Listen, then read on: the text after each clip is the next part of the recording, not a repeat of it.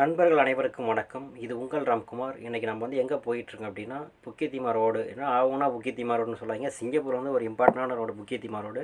இந்த ரோட்டில் ட்ராவல் பண்ணால் எல்லா ரோடும் எல்லா இடங்களுக்கும் எல்லா பிளேஸ்களுக்கும் போகிறதுக்கான ஒரு வழிகள் இருக்கும். ஸோ அதேமாரி தான் வந்து நம்ம கிளெமெண்டி வழியாக வெஸ்ட் கோஸ்ட் பெஞ்சூர் வரைக்கும் போக போகிறோம். அப்போ வந்து இந்த வியூவை பார்த்துட்டே வாங்க. இன்றைக்கி என்ன டாபிக் அப்படின்னா, பிஸ்னஸ். நான் வந்து ஊரில் பிஸ்னஸ் ஸ்டார்ட் பண்ணேன், ஆனால் தோற்றுட்டேன். அதனால தான் திரும்ப வெளிநாட்டுக்கு வந்துட்டேன். வெளிநாட்டுக்கு வேலைக்கு வந்தேன்னா ஒரு 2 லட்சமோ 3 லட்சமோ ஒரு 4 லட்சமோ காசு கட்டினா தான் மாதம் மாதம் சம்பளம் வரும். அதனால் நம்ம இங்கே வந்து எப்படியோ ஓட்டிக்கலாம், வயிற்ற கழுவிக்கலாம் அப்படிங்கிற மாதிரி வந்தேன் அப்படின்னு சொல்லி பேசிகிட்டு இருப்பாங்க.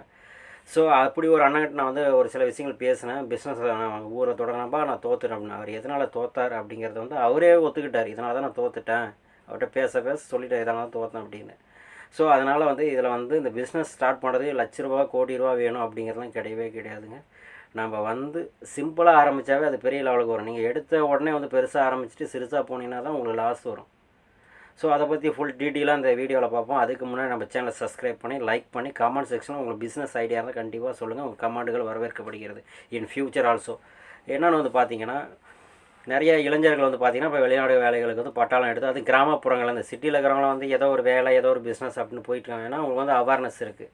ஸோ கிராமப்புறங்கள்லாம் தான் வந்து பார்த்திங்கன்னா இப்போ ஒரு பையன் வந்துட்டு ஒரு நியூவாக வந்தாப்புல வந்துட்டு வேலைக்கு இங்கே வந்து ஒரு வேலை நிறுவனங்கள் சொல்ல வேணாம், ஒரு இடத்து வேலைக்கு வந்திருக்காப்புல. அப்போ வந்து அவர்கிட்ட கேட்டேன், என்ன தம்பி அப்படின்னா, அண்ணே ஒரு ஆண்ட்ராய்டு மொபைல் வாங்கினா நான் அப்படியே அதை பார்த்துக்கிட்டே அப்படியே வேலை பார்த்துக்கிட்டே இருந்துருவேன் அப்படின்னா. சரி ஆண்ட்ராய்டு மொபைல் வாங்கினேன். ஏன் தம்பி ஆண்ட்ராய்டு மொபைல் வந்து வெறும் 15,000 25,000 இல்லை 10,000 வரைக்கும் செகண்ட் 5,000 கிடைக்குது, அங்கே எடுத்துருக்கலாம். நம்ம வீட்டில் திட்டுவாங்கண்ணே. அதனால தான் இங்கே வந்து நல்லா சம்பாரித்து எடுத்துக்கலாம், வச்சுக்கலாம், கொஞ்சம் ராஜ வாழ்க்கை வாழலாம் அப்படின்னு சொல்லி வந்தான். அப்படி வந்தனே அப்படின்னு சொன்னான். சரிப்பா அப்படின்னு சொல்லிட்டு அப்புறம் அந்த ஃபோனை வந்து போய் அந்த கம்பெனியில் வந்து ஒரு ஆப்பர்ச்சுனிட்டி என்னென்னா லைனில் எடுக்கலாம். லைன்லனா மாதம் நம்ம ஊரில் டிவி கட்டி எடுப்பாங்களா, அதுமாரி மாதம் டிவி கட்டி எடுக்கிற மாதிரி எடுத்துருக்காப்புல பயப்புல. இன்றைக்கி வந்துட்டு பார்த்தீங்கன்னா ஃபோன் எடுத்துட்டாப்புல. அந்த ஃபோனை பார்க்குறதுக்கும் டைம் இல்லை. சம்பளம் சிறிய சம்பளம், என்ன ஏதுன்னு கேட்கல. அந்த ஃபோன் எடுத்துட்டாலும் ஃபோனுக்கு 3 மாதத்துக்குள்ளே வந்து சொல்லுவேன், ஏன்னா என்னதுக்கு வந்தனே தெரியல, இந்த வேலை அந்த வேலைன்னாங்கண்ணே. தம்பி நீங்கள் ஃபோன் வாங்கினு தான் சொன்னீங்க, அது இதெல்லாம் பேசக்கூடாது அப்படின்னு சொல்லும்போது, இல்லைண்ணா எனக்கு தெரியாது. இங்கெல்லாம் வந்து புலம்பிக்கிட்டு எந்த ஒரு யூஸும் கிடையாது.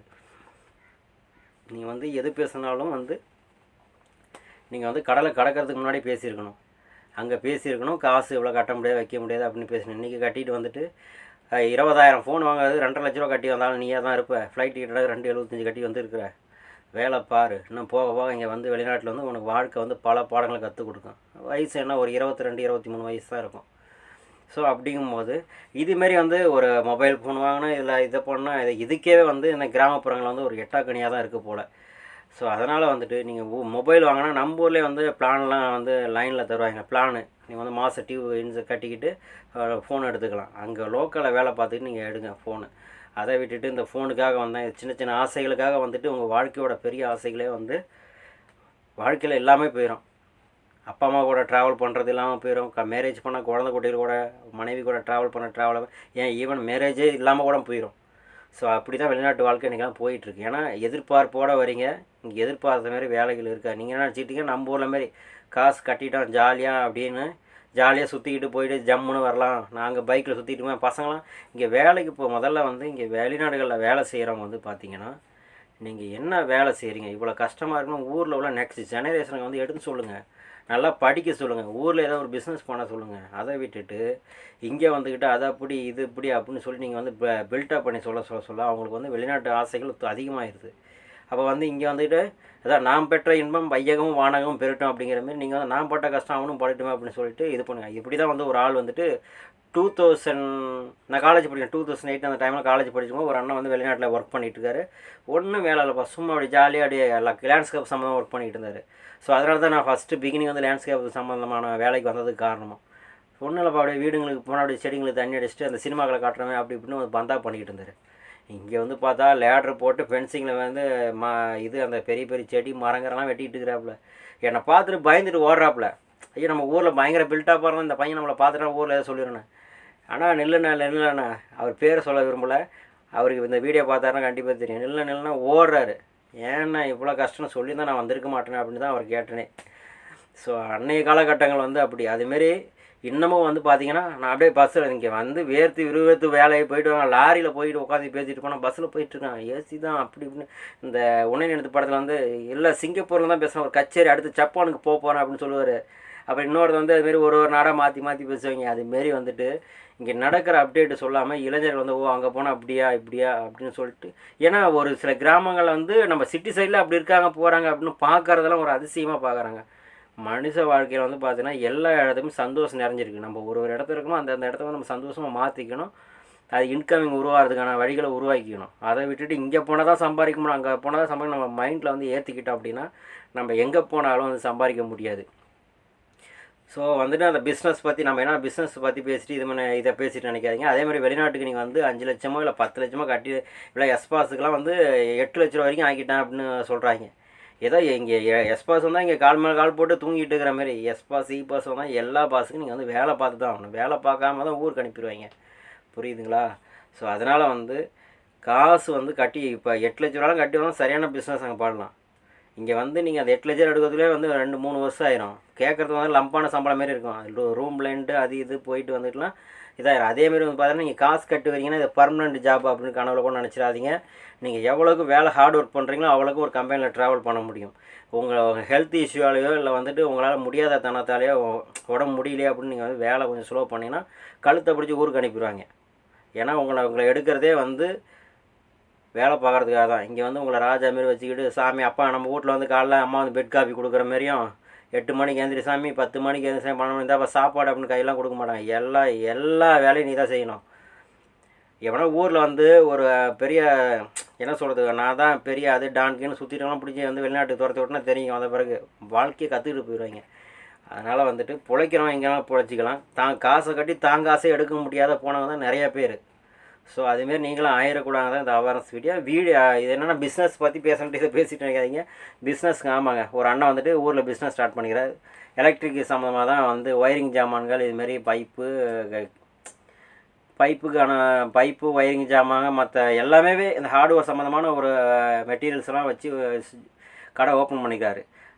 அவர் ஓப்பன் பண்ண அமௌண்ட் வந்து பார்த்தா ஒரு 15 லட்சத்துக்கு மேலே. ஆனால் அவர் பண்ண ஒரு மிஸ்டேக் என்னென்னா கான்ட்ராக்ட் எடுக்கலை. ரெண்டாவது வந்து இவர் வந்து இவர் கடையே டெவலப் ஆகலை. கடைக்கு வந்து கேஷியர் அடக்கம் வந்துட்டு இவர் வந்து ஆள் போட்டிருக்காப்புல. மெட்டீரியல்ஸ் எடுத்து கொடுக்குறது கேஷியர் அடக்கம் ஒரு 6-7 பேர் வச்சுருக்காப்புல. முதல்ல வந்து ஒரு பிஸ்னஸ் நீங்கள் ஸ்டார்ட் பண்ணுறீங்க அப்படின்னா நீங்கள் வந்துட்டு ஒரு தொழிலாளியாக வந்து என்றைக்கு உழைக்கிறீங்க. இங்கே வெளிநாட்டில் வந்து இப்போ 4 மணிக்கு ஏஞ்சி வரீங்க, 10 மணிக்கு வேலை பார்க்குறீங்க. இந்த ஃபார்முலாவை தான் அங்கே யூஸ் பண்ணணும். அங்கே போய்ட்டு நாம் தான் முதலாளி, நான் தான் ஏன்னா எல்லாம் வந்து உனக்கு என்னடா கடை ஆரம்பிச்சிட்டா செம்ம ஜாலி தான்டா, பணம் கொட்டும் போலக்க அப்படின்னு. எந்த பிஸ்னஸ் பண்ணாலும் பணம் கொட்டலாம் கொட்டாது, கஷ்டப்படணும். இப்போ நீ ஒயரிங் கடை வைக்கிறனா அங்கே போய் நிறையா 2-3 ஸ்ட்ரைட்டை பிடிக்கணும். அங்கே போய் நீயே வந்து இப்போ ஆள் எடுக்கிறனா அங்கே ஒயரிங் ஆளுங்கிட்ட கான்டாக்ட் பண்ணி கிராமப்புறங்களில் ஒயரிங் செய்கிறவங்க இல்லை வந்துட்டு டவுனில் ஒயரிங் செய்கிறவங்க அந்தமாதிரி கான்ட்ராக்ட்லாம் இன்ஜினியர்ஸ்லாம் கான்ட்ராக்ட் பிடிச்சி எங்கிட்ட வந்து வாங்க கொஞ்சம் மலிவாக பண்ணி தரேன் போகிறேன் அப்படின்னு சொல்லிட்டு ஏதோ ஒரு ட்ரிக் பண்ணி நீங்கள் வந்து பொருட்களை சேல்ஸ் பண்ண பார்க்கணும். அதேமாரி வந்து பார்த்தீங்கன்னா பிஸ்னஸ்க்கு அவருக்குன்னு இல்லைங்க, யாருக்காலும் சரி தான். எந்த பிஸ்னஸ் ஆரம்பித்தாலும் சின்னதில் வந்து ஆரம்பிங்க. எடுத்தோடனே பெரிய அமௌண்ட்டு போடாதீங்க. இப்போ சின்னதாக ஆரம்பித்து அதில் வர இன்கமிங்கை வச்சு கொஞ்சமாக டெவலப் பண்ணிட்டு வரணும். இப்போ வெளிநாட்டு வேலைக்கு வரீங்கன்னா எடுத்த உடனே நீங்கள் கடன் அடைக்க 3 வருஷம் 4 வருஷம் டைம் ஸ்பெண்ட் பண்ணுறீங்களா?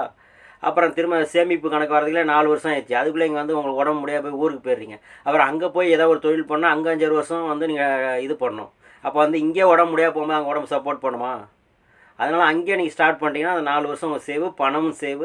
நீங்கள் ட்ரை பண்ணி இந்த 4-5 வருஷத்தில் நீங்கள் பெரிய முதலாளி ஆயிடுவீங்க. அப்படிங்கும்போது வந்து பார்த்தீங்கன்னா பிஸ்னஸில் வந்து முதல் விஷயம் வந்து நீங்கள் வந்து முதலாளி ரோல் எடுக்கக்கூடாது. முதல்ல வந்து லேபர்கள் வந்து அதிகம் வச்சு வேலை வாங்குற அளவுக்கு வந்து நீங்கள் பெரிய நிறுவனங்கள் உருவாக்கிட்டீங்க, ஒரு ஃபேக்ட்ரி உருவாக்கினா வச்சுக்கலாம்.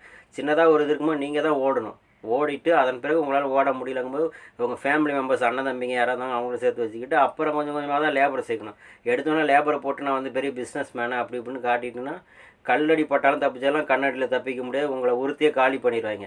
அதேமாரி வந்து பார்த்திங்கன்னா ரொம்ப முக்கியமான விஷயம் என்னென்னா நம்ம தமிழ்நாட்டில் வந்து நம்ம அந்தந்த ஊருக்காரங்களும் அந்தந்த ஊரில் கடை வச்சுனா வந்து முன்னேற முடியாது. ஆனால் வேறு யாரோ வெளியிலேருந்து வந்து கடை வச்சாங்கன்னா முன்னேறுவாங்க. காரணம் வந்து பார்த்திங்கன்னா நம்ம ஆளுங்க தப்பாக எடுத்துக்காதீங்க. இந்த இடத்துல இந்த விஷயங்கள் பேசி தான் ஆகணும். பேசாமல் விட்டா தப்பாயிரும். நீங்கள் வெளிநாட்டில் வேலை பார்க்குறீங்க, அவங்க வந்து என்ன ஆளுங்க, என்ன ஜாதி, என்ன மதம் அப்படின்னு பார்க்குறீங்களா? வேலை கொடுக்குறான், நம்ம வேலை போய் சேரன்ட்டு போய் என்ன சொல்கிறது, என்ன நெஞ்சில் வந்து குண்டியில் நெருப்பு கட்டிட்டு ஓடுற மாதிரி ஓடுறது. ஐயோ அவன் என்ன சொல்கிறானே சொல்ல ஓகே கேட்கணும் அடிச்சு பிடிட்டு ஓடி வேலை பார்க்குறது. இங்கே வந்து என்ன எதுன்னு தெரியாமல் வேலை பார்க்குறேன். இங்கே வந்து நீங்கள் வாழ்க்கை படம் கற்றுக்கல, ஊருக்கு போயிட்டு அவன் அந்த ஆள், அவன் இந்த ஆள், அவன் அந்த மதம் இந்த மதம், நீங்கள் வந்து இதை பார்க்க ஆரம்பிச்சுனே நீங்கள் தோற்றுங்க. அதனால தான் உள்ளூர்காரன் உள்ளூரில் கடை வச்சானா ஜெயிக்க முடியாது. இதே வெளியூரில் யாராவது ஒருத்தங்கள வேறு மாநிலத்துக்காரன் வந்து கடை வைக்கிறான்னா அவன் வந்து நீ யாராக இருந்துருப்போ என் பொருளை வாங்க காசை கொடு, நான் ஒரு காமன் மேன் அப்படின்னு சொல்லிட்டு ஓடுவான். பிஸ்னஸ் மேனுங்கிறவன் வந்து பார்த்திங்கன்னா ஒரு காமன் மேனாக இருந்தால் மட்டும்தான் ஜெயிக்க முடியும். அதை விட்டு நான் மனசுக்குள்ளே அழுக்க வச்சுக்கிட்டு ஓடுனீங்க நான் பிஸ்னஸ் பண்ணுறேன் போகிறேன் வரேன் அப்படின்னா ஒன்றுமே பண்ண முடியாது. நான் திரும்ப சொல்கிறேங்க, அந்த என்ன சொல்கிறது, எல்லாருக்கும் வந்து ஒரு கம்யூனிட்டி எல்லாமே இருக்க தான் செய்யும். அந்த ஜாதி தலைவர்கள்லாம் அவன் பிள்ளைங்களாம் அமெரிக்கா அங்கேயும் இங்கேயும் போய் படிக்க வச்சு பெரிய லெவலுக்கு ஆகிட்டு இருக்கான். மற்றவங்களாம் வந்துக்கிட்டு நான் அவன் இவன் சொல்லிவிட்டு கேஸ் வாங்கிட்டு பிழைக்க முடியாது. அப்போ எப்படி நீ பணக்காரனாக முடியாது? எல்லாம் நீ கேஸ் வாங்கிட்டு உள்ளூரே சுற்றிட்டு வச்சுட்டு ஒரு தொழில் பண்ண முடியாது. எல்லாம் பகையை வளர்த்துக்கிட்டு நீ கஷ்டப்பட்டு தான் கிடக்கணும். முடிஞ்ச அளவுக்கு வந்து பார்த்திங்கன்னா நீங்கள் பிஸ்னஸ் பண்ண ஆரம்பிக்கிறீங்கன்னா, இப்போ வெளிநாட்டுக்கு வேலைக்கு வரும்போது யார் எவர் என்ன அவன் என்ன கறி திங்கிறான் போகிறான் வரான் அதெல்லாம் தெரியாது. மாதம் சம்பளம் போகிறான் அவன் என்ன சொல்கிறான்னா கேட்காம எங்கே நம்மளை வேலையை விட்டு தூக்கணும் நெஞ்சு அப்படியே ஓடுற மாரி. அதேமாரி ஊர்லேயும் வந்து ஒவ்வொரு கஸ்டமரும் வந்து உங்களுக்கு இம்பார்ட்டன்ட். யாராக இருந்தால் உங்களுக்கு தேவை பணம் தான். பணத்துக்காக தான் வந்து நான் ஏன் நீ வந்து அவன் இவன் சொல்கிறேன் அந்த கட்சிக்காரன் வந்து உனக்கு வந்து காசு கொடுத்து வந்து நீ முன்னேற நான் சொல்லுவானா? கேஸ் வாங்கிட்டு இப்போ கடை உன் பொண்டாடி பிள்ளை ரோட்டில் நிற்கட்டும் அப்படின்னு தான் சொல்லுவாங்களே தவிர நீ வந்து பொழைச்சி போய் படி நல்லா வையே நாய் இதெல்லாம் சும்மாடா என்னடா எந்த காலத்தில் இருக்கா நீயும் சாவ போகிறான் அவனும் சாவ போகிறான் ஏன்டா தேவையில்ல சண்டை பிடிச்சி கிடக்குறீங்க போய் வேலையை பாருங்கன்னு எந்த ஒரு கட்சிக்காரன் சொல்ல மாட்டான். ஏன்னா நீங்கள் அடிச்சுக்கிற வரைக்கும் கட்சி தலைவர்கள் வந்து கோடி கோடியாக சம்பாதிச்சிட்டு இருக்காங்க. அது தெரியாமல் நீங்கள் எல்லாம் வந்துக்கிட்டு உங்கள் வாழ்க்கை இழந்துட்டு வந்து வெளிநாடுகளில் கஷ்டப்படுறது இல்லை வந்துட்டு ஊரில் கஷ்டப்படுறது என்ன எல்லாத்தையும் பகையாச்சுன்னா எப்படி பிஸ்னஸ் ஓடும்? அவன் கிடைக்காடா அவன் போகக்கூடாதுன்னு கஸ்டமர் வேலைக்கு போங்க. ஒவ்வொரு கஸ்டமரும் வந்து இம்பார்ட்டன்ட். ஒரு பைசாவும் வந்து இம்பார்ட்டன்ட். ஒரு துளி நீர் தான் வந்து பெருத்துளி நீராக மாறும், பெரு வெள்ளமாக மாறும். அதுமாரி வந்து ₹1 தான் நாளைக்கு வந்து பல கோடியாக மாறும். அதனால் எந்த கஸ்டமரையும் பகைச்சிக்கூடாது. ஒரு காமன் மேனாக இருந்து வந்து பிஸ்னஸ் பண்ணுற மேலே பண்ணுங்கள். இல்லை நான்லாம் இப்படி தான் அடாவடி பண்ணிக்கிட்டு அல்ட்ராசிட்டி பண்ணிகிட்டு இருப்பேன் அப்படின்னா கண்டிப்பாக பிஸ்னஸ் பண்ணாதீங்க. உங்களுக்கு கை கொடுக்காது. அப்புறம் நீங்கள் வந்து இப்படி தான் பண்ணணும், இப்படி தான் கஷ்டப்பட்டு கிடக்கணும். வாழ்க்கையில் எந்த சுகமுமே அனுபவிக்காமல் மரணிக்கிறதான் வெளிநாட்டு வாழ்க்கை. ஒன்லி கஷ்டம் மட்டும்தான். ஸோ அந்த வாழ்க்கைக்கு வந்து சேருங்க, அவ்வளோதானே தவிர மற்றபடி ஒன்றுமே கிடையாது. அதேமாரி வந்து பிஸ்னஸ்க்கு வந்து எடுத்த உடனே 10 லட்சம் 5 லட்சம் இன்வெஸ்ட் பண்ணாங்க. குறைஞ்சபட்ச அமௌண்ட் வந்து 1 லட்சம், அதிகபட்ச அமௌண்ட்டு 5 லட்சம். அதுக்கும் குறைஞ்சபட்ச அமௌண்ட்டு 25,000 கூட ஆரம்பிக்கலாம். நீங்கள் ஆரம்பிக்கிற தொழிலை பொறுத்து இருக்குது. ஸோ அப்படி ஆரம்பிச்சுட்டு அதில் வர இன்கமிங் வச்சு கொஞ்சம் கொஞ்சமாக டெவலப் பண்ணிட்டு வாங்க. வட்டிக்கு காசை வாங்கி போட்டுக்கிட்டு இப்போ நானும் பேருக்கு வந்து கடையை ஆரம்பிக்கன்னு சொல்லிட்டு ஒரு ஃபங்க்ஷன் நடத்தி யோகம் வளர்த்தி அப்புறம் வந்த ஜனங்களுக்கு ஒரு பந்தி கிந்தி போட்டு அதில் ஒரு 1 லட்ச ரூபா 2 லட்ச ரூபா வேஸ்ட் பண்ணுறது. அந்த 1 லட்ச ரூபா 2 லட்ச ரூபா போட்டு ஒரு பிஸ்னஸ்க்கான ஒரு இன்வெஸ்ட்மெண்ட்டாக போடுங்க. போட்டால் இப்படி தான் ஜெயிக்க முடியும். நீங்கள் வந்து சாதி சமயம் இதெல்லாம் பார்த்தீங்கன்னா பிஸ்னஸ் ஜெயிக்க முடியாது. அதேமாரி வந்து பார்த்தீங்கன்னா நீங்கள் முதலாளி ரோல் எடுத்தீங்கன்னா கண்டிப்பாக ஜெயிக்க முடியாது. ஒரு லேபராக ஓடுங்க. அந்த பிஸ்னஸ் உள்ள சூழ்நிலை தெரிஞ்சுங்க. தெரியல அப்படின்னா அனுபவம் உள்ளவங்கள்ட்ட கேட்டு தெரிஞ்சுங்க. நல்ல உள்ளவங்க நிறைய பேர் இருக்காங்க சொல்லுவாங்க. ஸோ இப்படி பண்ணால் மட்டும் தான் நீங்கள் பிஸ்னஸ் ஜெயிக்க முடியுமே தவிர மற்றபடி எந்த ஒரு நோக்கத்தில் ஓடினாலும் வந்து நீங்கள் பிஸ்னஸ் ஜெயிக்க முடியாது. சிம்பிள் ஃபார்முலா தான். உங்கள் நோக்கம் பணமாக தான் இருக்கணும், மற்ற எதுவுமே இருக்கக்கூடாது அப்படின்னு நீங்கள் பிஸ்னஸ் ஜெயிக்கலாம். அதை விட்டு அப்படி இப்படின்னு நீ சொல்லிட்டு மற்றவங்க கூட சேர்ந்துக்கிட்டு நீங்கள் பண்ணனா உன் பொழப்பு கெட்டுரும். உன் சோத்தில் மண்ணலி போட்டு அவன் ராஜ வாழ்க்கை வாழ்ந்துட்டு போயிட்டே இருப்பான். ஸோ இந்த வீடியோவில் ஏதாவது தவறாக பேசினா மன்னிச்சிருங்க. இருப்பினும் இதுதான் ரியாலிட்டி. பயணங்கள் தொடரும். நன்றி, வணக்கம். வாழ்க வளமுடன். எல்லாமே நம்ம வெற்றி பெறதுக்காக தான் பிறந்துக்கிறோம். வாழ்க வளமுடன். மீண்டும்